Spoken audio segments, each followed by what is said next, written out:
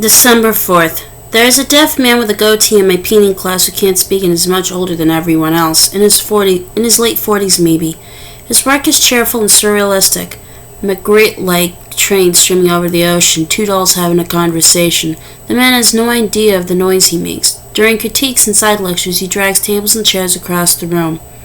Steve has two deaf uncles and said that one used to drive through Cleveland with the radio playing full blast. Sometimes it was just static.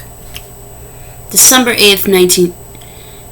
It was foggy today and dark by 3. By 5, delinquents were breaking into cars. They're shameless in this neighborhood.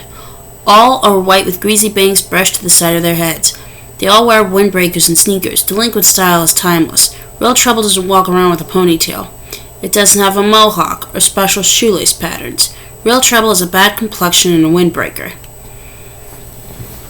I'm making Jeannie's baked mostaccioli and cheese. You need a pound of mostaccioli, spinach, I use frozen, 3 eggs, Munster cheese, a cup of milk, butter, and parsley.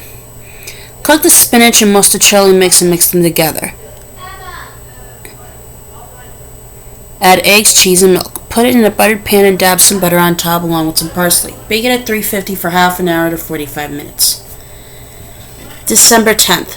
Today we started painting critiques. The deaf man put his work up at the front of the room, and while he did it, he farted. Then he handed out a piece of paper we could write our comments on. December 15th. An Asian woman approached me at the IHOP tonight. Without asking, she sat at my table, snuggled up beside me, and said, Have you had your hug today? I pulled back because I'm not a hugger. Never have been. When someone wraps their arms around me, I shut down and stand there with my eyes closed, waiting for it to be over. I don't think I need a hug today, I told the Asian woman. She moved to the next table where a black man was eating pancakes and looking at a magazine. She did the same thing that she'd done to me, and he said, Would you please leave me alone? I'd seen the woman at the IHOP before trying to sell flowers, and both then and now she was almost eerily cheerful. You have to at least give her that. After the black man rejected her, she moved to a large group of Mexicans. All the seats at their table were taken, so she squatted on the floor. They couldn't understand what she wanted, and when she asked the second time, the waitress came and threw her out.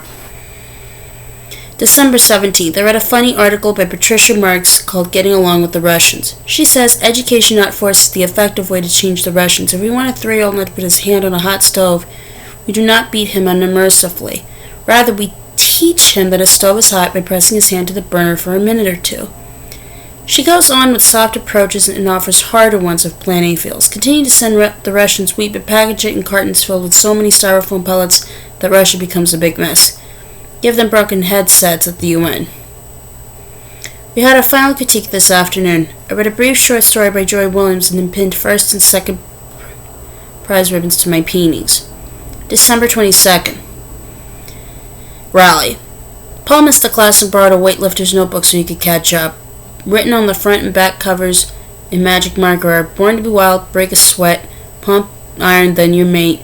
Once you go around, there's no turning back, so raise hell. Live for life, love conquers all, grunt power.